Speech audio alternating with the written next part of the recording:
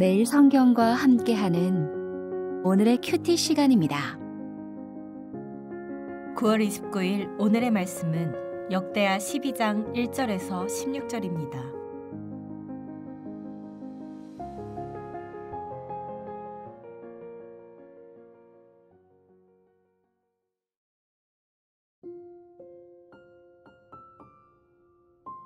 르호보암의 나라가 견고하고 세력이 강해지매 그가 여호와의 율법을 버리니 온 이스라엘이 본받은지라. 그들이 여호와께 범죄하였으므로 르호보암 왕 제5년에 애굽 왕 시삭이 예루살렘을 치러 올라오니 그에게 병거가 1200대요 마병이 6만 명이며 애굽에서 그와 함께 온 백성 곧 리비아와 숫과 구스 사람이 헤아릴 수 없이 많더라.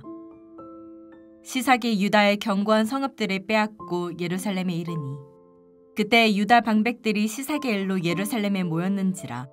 선지자 스마야가 르호보암과 방백들에게 나아와 이르되 여호와께서 이같이 말씀하시기를 너희가 나를 버렸으므로 나도 너희를 버려 시삭의 손에 넘겨노라 하셨다 한지라.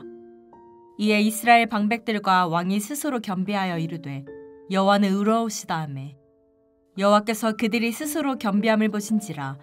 여호와의 말씀이 스마야에게 임하여 이르시되 그들이 스스로 겸비하였으니 내가 멸하지 아니하고 저희를 조금 구원하여 나의 노를 시삭의 손을 통하여 예루살렘에 쏟지 아니하리라. 그러나 그들이 시삭의 종이 되어 나를 섬기는 것과 세상 나라들을 섬기는 것이 어떠한지 알게 되리라 하셨더라. 애굽 왕 시삭이 올라와서 예루살렘을 치고 여호와의 전 보물과 왕궁의 보물을 모두 빼앗고 솔로몬이 만든 금방패도 빼앗은지라. 르호보암 왕이 그 대신에 노스로 방패를 만들어 국문을 지키는 경호 책임자들의 손에 맡기매 왕이 여호와의 전에 들어갈 때마다 경호하는 자가 그 방패를 들고 갔다가 경호실로 도로 가져갔더라. 르호보암이 스스로 겸비하였고 유다의 선한 일도 있으므로 여호와께서 노를 돌이키사 다 멸하지 아니하셨더라. 르호보암 왕은 예루살렘에서 스스로 세력을 굳게 하여 다스리니라. 르호보암이 왕위에 오를 때에 나이가 41세라. 예루살렘 곧 여호와께서 이스라엘의 모든 지파 중에서 택하여 그의 이름을 두신 성에서 17년 동안 다스리니라. 르호보암의 어머니의 이름은 나아마요 암몬 여인이더라. 르호보암이 악을 행하였으니 이는 그가 여호와를 구하는 마음을 굳게 하지 아니함이었더라. 르호보암의 처음부터 끝까지 행적은 선지자 스마야와 선견자 iddo의 족보책에 기록되지 아니하였느냐. 르호보암과 여로보암 사이에 항상 전쟁이 있으니라. 르호보암이 그의 조상들과 함께 누움에 다윗성에 장사되고 그의 아들 아비야가 그를 대신하여 왕이 되니라.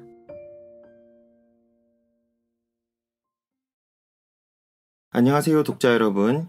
9월 29일 오늘 매일 성경 본문은 역대하 12장 1절에서 16절 말씀입니다.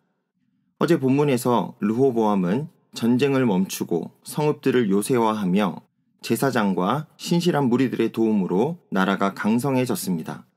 그러나 오늘 본문은 그 강성함이 오래가지 못했음을 보여줍니다. 르호보암이 교만하여 율법을 버리자 하나님은 애굽 왕 시삭을 일으키십니다. 백성들은 징계 앞에서 회개하고 하나님은 진노 가운데서도 자비를 베푸십니다. 오늘 본문은 불순종, 징계, 회개, 회복이라는 신앙의 순환 구조를 보여주면서 하나님을 찾는 것이 인생의 참된 기준임을 강조합니다. 먼저 1절에서는 르호보암의 불순종에 대해서 말씀하고 있습니다. 본문은 이렇게 시작합니다. 르호보암의 나라가 견고하고 세력이 강해지매 그가 여호와의 율법을 버리니 온 이스라엘이 본받은지라. 르호보암은 강성해진 순간에 무너졌습니다. 나라가 안정되자 10장에 있었던 원래 모습이 다시 나와버린 것입니다.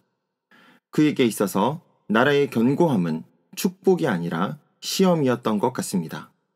안정된 자리에서 더욱 하나님을 붙들고 찾으며 율법을 지키는 삶을 훈련했어야 했는데 그는 오히려 그 순간에 율법을 버려버렸습니다.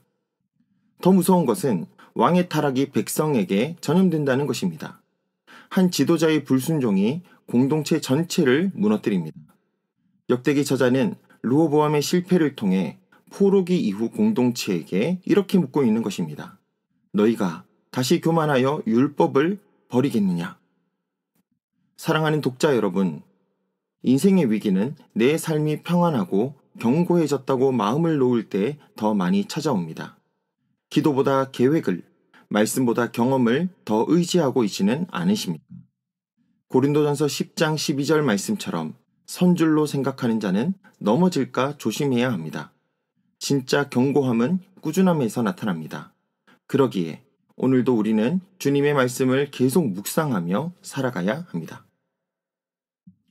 두 번째 단락인 2절에서 8절 말씀에서는 애굽의 침략과 유다의 회개에 대해서 다루고 있습니다. 교만은 반드시 대가를 치르게 됩니다. 이들이 여호와께 죄를 지으니 애굽 왕 시삭이 일어나 어마어마한 군대와 함께 유다를 치러 옵니다. 시삭은 솔로몬의 사위였던 여로보암을 도왔던 인물인데 이제는 하나님의 도구로 사용되어 유다를 징계합니다. 그때 선지자 스마야가 하나님의 말씀을 전합니다. 너희가 나를 버렸으니 나도 너희를 버려 시삭의 손에 넘겼느니라. 하나님의 말씀은 명확합니다. 버림은 버림으로 갚아진다는 것입니다. 그러나 여기에서 또 놀라운 반전이 있지요. 방백들과 왕이 스스로 겸비하여 말합니다. 여호와는 의로우시다. 이 한마디는 본문의 전환점이 됩니다. 하나님을 향한 정직한 고백, 회개가 시작된 것입니다. 겸비하다는 단어가 6절과 7절, 12절에 계속 반복되어 나타나고 있는데 이것은 겸손하게 낮추다라는 뜻입니다. 이것이 역대기의 핵심 신학입니다. 역대기는 죄를 짓더라도 겸비하고 하나님을 찾아 회개하면 여전히 소망이 있다라고 설명합니다. 하나님은 교만을 징계하시지만 겸손을 외면하지 않으시고 그들을 돌아보시는 하나님이십니다. 그들의 겸비함을 보고 불쌍히 여겨 구원하시는 긍휼의 하나님이십니다. 오늘 우리의 인생에도 징계는 찾아올 수 있습니다. 우리도 잠깐의 경계를 늦추면 르호보암처럼 언제든지 다시 교만하여 넘어질 수 있습니다.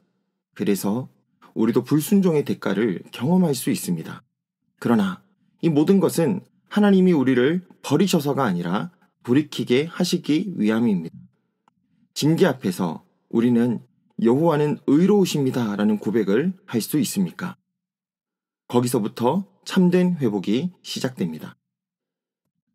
세 번째 단락인 9절에서 12절은 이제 징계와 회복의 균형에 대해서 다루고 있습니다. 하나님은 유다를 완전히 멸하지 않으십니다. 그러나 징계 또한 없었던 것으로 되지는 않습니다. 이들에게 징계의 흔적이 생겼습니다. 바로 예루살렘의 성전의 보물과 왕궁의 금 방패였습니다.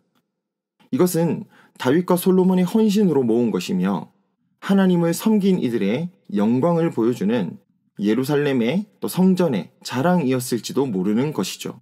하지만 이렇게 만든 지 불과 30년도 되기 전에 한순간에 시삭에게 빼앗겨버립니다.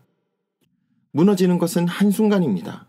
그래서 르호보암은 금 대신 노수로 방패를 만들어 체면을 유지합니다. 그런데 생각해 보세요. 아무리 당시에 노시 좋은 것이라고 하여도 금보다 좋은 수는 없습니다. 여기서 놋방패는 금방패의 대체물일 뿐입니다.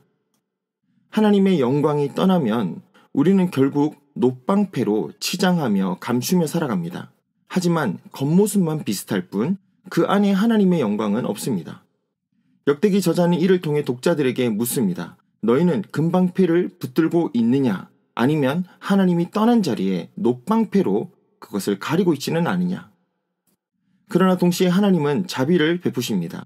12절에서 르호보암이 스스로 겸비하였고 유다의 선한 일도 있으므로 여호와께서 노를 돌이키사 다 멸하지 아니하셨더라 라고 말씀합니다.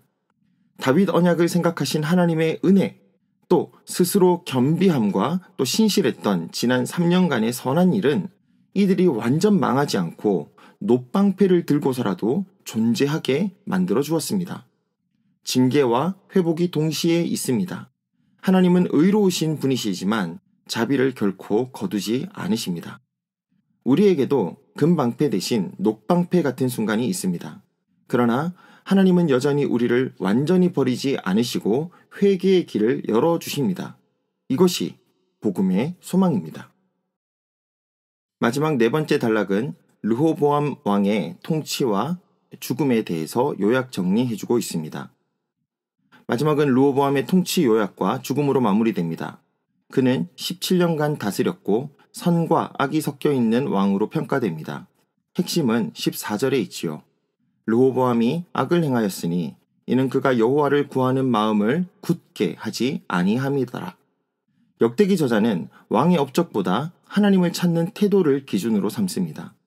르호보암은 전쟁을 멈춘 순종의 순간도 있었고 회개하여 하나님의 자비를 경험한 순간도 있었습니다. 그러나 그의 삶은 끝내 마음을 굳게 하지 않았다는 아쉬움을 남깁니다. 사랑하는 여러분, 인생의 평가는 업적이나 성공에 있지 않습니다. 내가 하나님을 찾는 마음을 굳게 했는가? 여기에 달려 있습니다. 인생이 조금 흔들려도 괜찮습니다.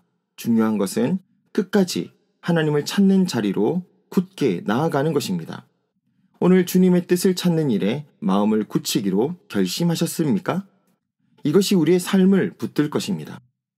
오늘 본문은 강성해질 때 찾아온 교만과 그로 인한 징계, 그러나 겸비할 때 다시 열어주시는 회복의 은혜를 보여줍니다.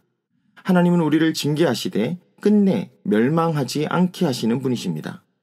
우리의 인생을 평가하는 기준은 성공과 실패가 아니라 여호와를 구하는 마음에 굳게 있는가에 달려 있습니다. 오늘도 우리 모두가 하나님만 찾는 굳은 마음으로 살아가시기를 주님의 이름으로 축복합니다.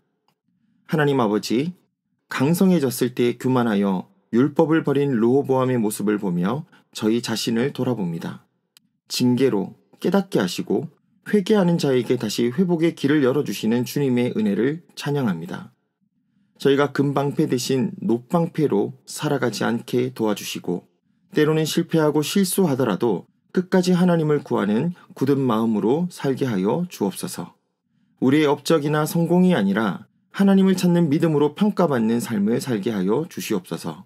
예수님의 이름으로 기도드립니다. 아멘.